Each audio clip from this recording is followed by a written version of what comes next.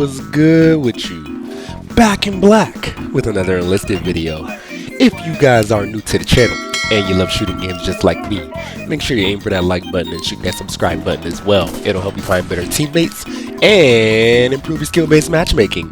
Do want to apologize for the quick little hiatus. It's only been like a few days since I uploaded, but reason being is obviously I've been working and whatnot. That and I've been playing a lot of Resident Evil 4 lately, and I've been tempted to upload some of that, but it is a shooting game, but I just don't know if that is something that anybody would want to see on my channel. So do let me know if that is something that you are interested in. But again, neither here nor there. Today what I have for you guys is a quick little update video, a couple of news blurbs that have been coming out the past week so far, and I kind of just wanted to talk about the state of the game and how I'm feeling about it in general a little later in the video. So let's go ahead and get into it, shall we? Now, for all my tank guys out there, I'm sure you're gonna love this one, but finally we are getting tank stabilizers, which essentially in essence just means that you can have more engaging tank fights with more varied success rates. Reason being is because we can finally, with these stabilizers, have the ability to shoot on the move, and then when we're standing still, or I guess not moving in our tank for lack of better words, I'm saying standing still like tank stand or whatever the case may be.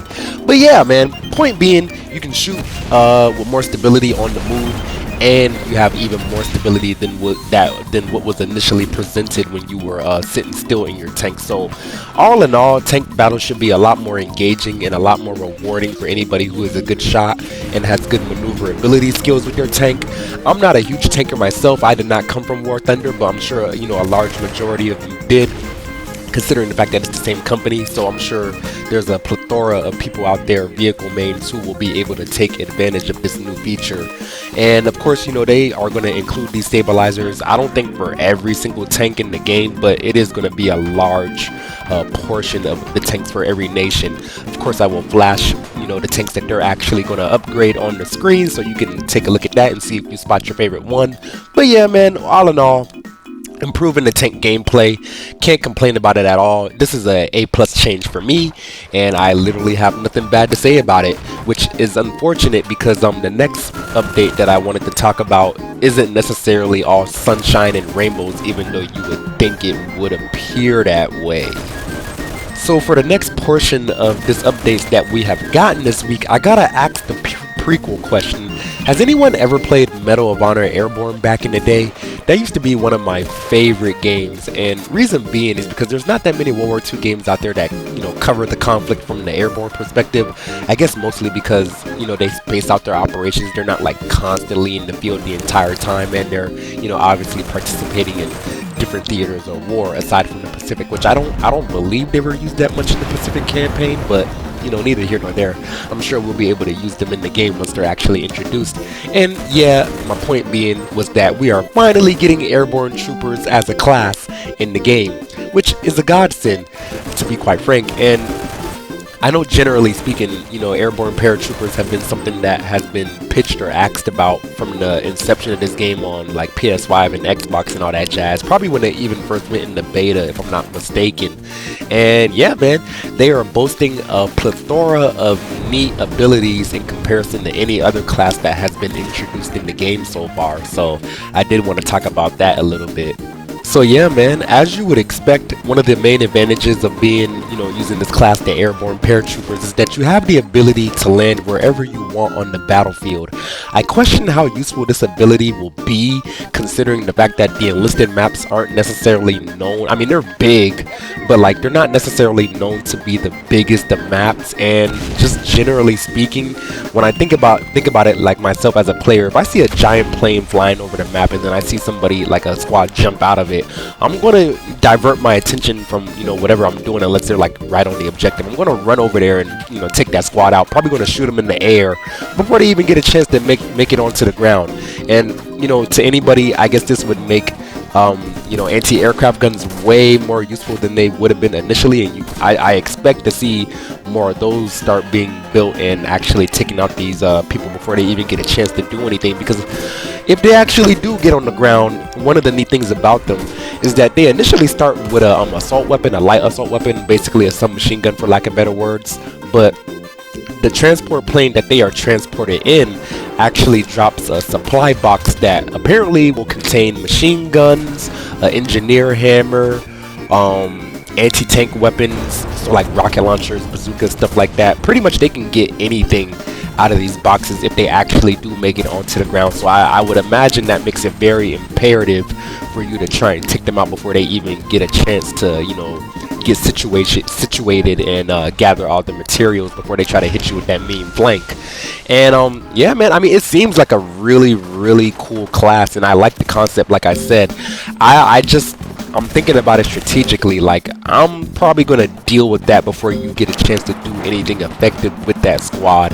And on the flip side, if I was using them myself, I can't help but feel like I would be at a major disadvantage unless I was just like one of those people who bought like the extra squad slots, which might be another thing they're trying to encourage, because you know, when it comes to spending money, you know, these guys are going to be on it. Neither here nor there. For this new class, they actually are going to have some, I guess you could say, elite squads that you can pre-order or buy.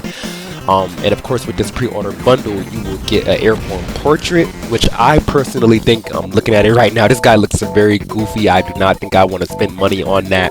But if you want the little nickname icons next to your name when you're in the game, you can do that as well. For the premium squads that you can purchase for this Airborne unit, you'll get the squad inspired by the Dirty Dozen from the, I believe it's either the 82nd or the 101st Airborne. So they'll have like the little Native American face paint on their face and stuff like that, and they have the mohawks and stuff. I'm sure you've seen the historical photos if you're a history buff like myself. But yeah, man, they also get drum round Thompson, but not just any drum round Thompson. This one has the 100 round drum mag instead of the 50 round drum mag, which is even more OP than I imagine they would actually, you know, go out of their way to put in the game. They have a German paratrooper squad as well, the Fallschirmjäger. I'm sure we are all familiar with them. Another, basically the contrast to the American paratrooper squad that you would get if you bought that premium squad, which honestly I don't think I'm gonna buy it, because if I'm looking right now, open in store, how much are they charging for this? They want $60. They want you to pay the price of a full game, a full fucking game, for a premium squad. What is wrong with you people? Like, yo, that's crazy, bro. And then they're gonna slash the price down. It's originally $79.98, but right now it's on a 25% discount for $59.99. Like, what the fuck is wrong with you people? Like, come on, bro. Like, two squads, you want me to pay a full price game for? Like, this is the shit I be talking about, bro. Like, they be tripping, they be blowing my shit. Like, I really don't understand. But yeah, if you want to pay that much for you know, the premium Airborne squads, they are there. This is pretty egregious to me, so I'm probably just gonna unlock it the normal way, if there is a normal way to unlock it. Oh, also one more little information blurb. They actually just posted this as soon as I was in the middle of editing and recording my video, but they are actually adding the ampulate, I guess the Molotov launcher, for lack of better words. It's only seen in Stalingrad right now, but they're going to be adding that to Moscow and Berlin. So yeah, man, if you see any confined spaces in the Moscow and the Berlin campaign, I think it's going to be super good in Berlin, actually. So we can basically block off the hallways and buildings and whatnot with tons and tons of fire, which from what I have been playing in the Stalingrad campaign is actually hella annoying. But it is nice to see them expand this feature into other campaigns as well. I don't know why it took them so long, but and I don't know why it's confined to only the Germans and Russians whenever they're facing each other. But you know, neither here nor there. Basically, we'll be able to throw fire around the map way more often than we were, generally speaking. So just wanted to throw that out there as well before I started talking about the the regular state of the game, just generally speaking. So I'll go ahead and get into that as well. So yeah, man, I mean, generally speaking, like, just, you know, over the last week or whatever, I'm not gonna lie, I have been getting somewhat kind of bored with Enlisted. And I know we have, you know, their little roadmap, and, you know, they post all their updates or whatever, but for one reason or another, it's like I still feel like they, even though they say they're, you know, these updates are coming, that was like, what, they posted that roadmap back in like February or like over a month ago at this point, and I'm just over here waiting, man. I'm really waiting for that large rework to combine all the campaigns and pull all the players together. And I want to see what new weapons and vehicles and what other forms of progression that they are going to add to the game to make it more fun and tantalizing, not only for people who have been playing a long time and already have a high rank, but for newer players as well, because the more people you can bring into the game, the more fun it will be overall. And another thing that really pisses me off about this game and really takes the replay value away from me, and I say take the replay value away like I haven't maxed out like 4 or 5 or 6 campaigns or factions already. But yeah, man, I just really hate the fact that they don't have any kind of VoIP in this game. Like, I literally am craving the ability to talk to my teammates, whether it be for strategic communication purposes, or even if I just want to talk some shit or yell at my team or whatever the case may be if they're doing a bad job. I just really want that interaction, and I feel like the fact that they don't have that in the game really makes it hard for me to play it for copious amounts of time, at least nowadays, or lately anyway, because again, like I said, I already maxed out the Americans in Normandy, I maxed out the Russians in Moscow, I maxed out the Germans in Berlin, I maxed out the Japanese and the Americans in the Pacific campaign, and I don't really have any desire to play the Germans over and over again for different parts of the world, nor do I have any desire to play the Italians, because they just they really suck. But once they combine those factions together, I probably won't have a choice but to play the Italians if I spawn in as them or whatever the case may be. But yeah, man, just as it is now, I've been pretty bored with the game, and then I saw Hell Let Loose had their little roadmap thing come out, and that seemed pretty tantalizing. What else was another thing? Yeah, I feel like they take forever to put their updates in the game, Enlisted that is. Hell Let Loose takes a long time too, and that's why I've been playing things like Resident Evil 4 in the meantime. Like I said, let me know if you want to post some of that. I do kind of want to put a little mini review out just to talk about the game and give my opinions or whatever the case may be. But I still play Enlisted, I still plan on uploading it. I just wish they would be a little more what's the word, maybe announce your updates when you're actually close to putting them out, instead of just having us in this little limbo period where I already have everything maxed out and I'm losing my desire to play the game all the time, which I guess it happens to the best of us. But for Enlisted to captivate my attention for as long as it has, I think they have a lot of potential to really expand and grow a bigger audience, which is what I really want to see. But just little things like the VoIP and how long they take in between updates, and another thing that really pissed me off, that little mech event. I'm not really a fan of that either.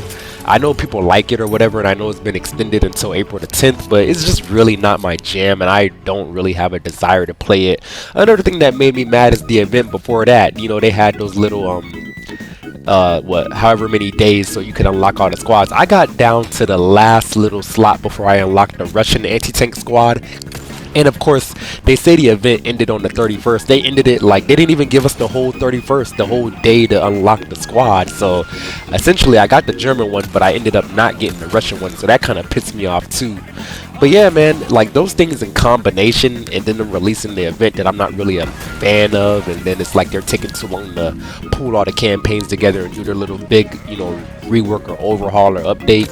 Just kind of losing interest in the game a little bit, I'm not gonna lie. So what I was wondering is how you guys have been feeling about the game lately. I know if you're new, probably none of this is happening to you, but for anybody who's been playing for a while and has a lot of their factions maxed out, I was just wondering what your opinion was on the game as of late. And yeah, I don't know, might start expanding into some Hell Let Loose content too, to be honest. I already do Call of Duty a little bit here and there. I don't know, I just want to start posting more shooting games, but neither here nor there. Hope you guys enjoyed the little news updates. Hope you enjoyed my little rant, and I hope you have a lovely rest of your day. Don't forget to aim for that like button, shoot that subscribe button as well. Hope you find better teammates, improve your skill-based matchmaking, and I hope you have a good day. Black Guy out.